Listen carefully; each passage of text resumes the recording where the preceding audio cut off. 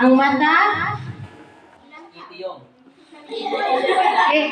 So, atong gamiton atong mata sa paglantaw, and then atong gamiton ang atong dalunggan sa pagpaminaw. And dili gamiton ang baba sa pag-istorya sa tapad, kay among pa-push upon. Okay? So, maminaw na ta.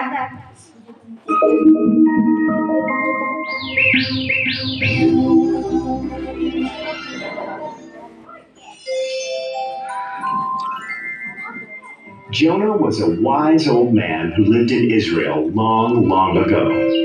He was loved and respected by the people. Everybody came to him to solve their problems, and he gave them wise advice. God loved him because he was a good man and he helped his fellow beings. Jonah loved God. He followed his teachings and prayed to God all the time. Nineveh was a neighboring country of Israel. The people in this country were known to be very evil. They did not follow God. They did bad things. They were cruel, greedy, and were always fighting with other people. Because of this, God was angry with the people of Nineveh. One day, God spoke to Jonah and called for his service. Jonah, I have something to tell you. My Lord, I am lucky to be of your service. Tell me, I am listening to you, God. There is a place called Nineveh not very far from here. The people living in this place are evil. They steal from each other, kill their own brothers, and do a lot of other evil things. Their king is lazy and selfish. He eats, drinks, and enjoys himself while his people are starving. He does not care about his people. Their actions anger me, and I have decided to destroy them. I understand, my God. I am well aware of their actions. They are a wretched group of people. They are also our sworn enemies.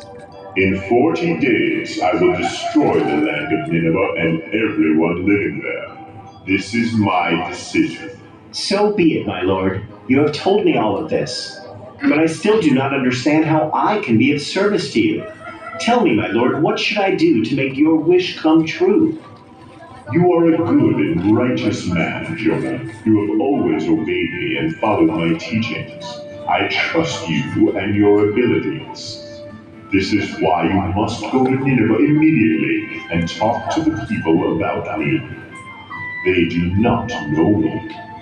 You must speak about my love. You must tell them to change their ways and become good people. Only you can do this. But God, how will I do this? They are evil. They will not listen to me.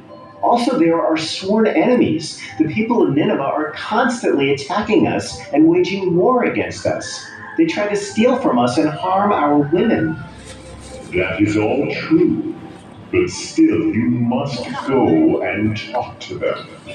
They will have a second chance through you. If they fail, they will be destroyed. You are their only hope for survival now. Only you can convince them to change their ways and turn to me, the one and only living God. I have complete faith in you. God, you have decided to destroy them anyway after 40 days. Then why should I go there and risk my life? My countrymen will be more than happy to hear that Nineveh is going to be destroyed. They will abandon me if they hear that I tried to stop that from happening. This is my will. You must do this, Jonah. You must leave for Nineveh immediately. Very well, my lord. As you wish. Jonah was very troubled by what God had asked of him. He was happy that God had decided to destroy the people of Nineveh. They were the enemies of Israel. He did not believe that he could change their ways. But then, how could he disobey God? Jonah finally decided he would not go to Nineveh. He got scared and decided to escape from Nineveh and hide from God. Jonah traveled far from Nineveh over the deserts and barren lands. Finally, he reached the seashore, where he saw a ship heading to another city across the sea. He asked the captain whether he could get on the ship. The captain was not happy at first, but finally agreed. The sailors did not know about the one true God that Jonah served and believed in. They worshipped stone and wooden idols. They had a god for the sun, another god for the moon, another for the ocean, and so on. Jonah saw this, but he did not speak anything. He went and slept in the lower part of the ship. Jonah was fast asleep in the lower part of the ship. Once the ship had traveled a short distance, the ship got caught in a great storm. They were tossed around in the water like a paper boat. Everybody on the ship was very scared and began to cry out loud to their gods. The men on the ship were surprised to see Jonah sleeping peacefully while a great storm was raging outside. Hey, Jonah, wake up, wake up. How can you sleep like this? There is a storm outside and the ship is going to be torn apart. Wake up and pray to your God. We have been praying to our gods for some time now, but the storm is continuing to rock the boat. No, this is the work of my God, the one and only true God who made the whole world. Did you do anything to make him angry? How can we stop this storm? I tried to hide away from him. He gave me a task, but I refused to do it. That's why he's angry at me. Now what should we do? There is nothing else to do. You have no other option but to throw me off the ship, and then the storm will go away. My God will leave you alone. No, we cannot do that. You're a good man. We don't want to harm you. Let us try to throw some of the cargo out and see if we can keep the ship afloat. The sailors started throwing out the packages loaded on the ship one by one. The storm did not go away. There is no use in doing this. Throw me into the water. Save yourself. I hope your God keeps you safe. When the sailors realized that they had no other option, they threw Jonah off the ship into the sea. And like a miracle, the storm subsided. The sea was calm all of a sudden. Just at that moment, a big whale came up and swallowed Jonah.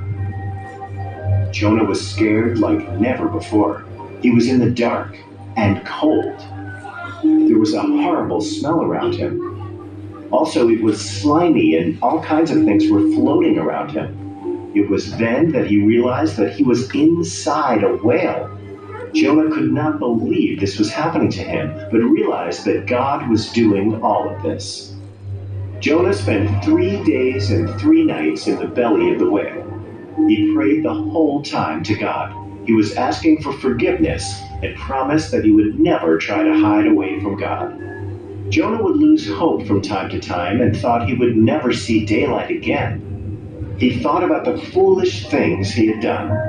How could he believe that he could disobey God and hide from him? This was so stupid of him. Alone in the cold, dark insides of the whale, Jonah became very sad. But he called out to God, and it gave him strength. He believed that God would keep him safe. On the 4th day, the whale opened its mouth and spit Jonah onto the beach. Jonah was relieved to see the light of day. He had been inside the dark belly of a whale for 3 days. Then God spoke to him. Jonah, you cannot hide from me. Whatever you do, I am with you all the time.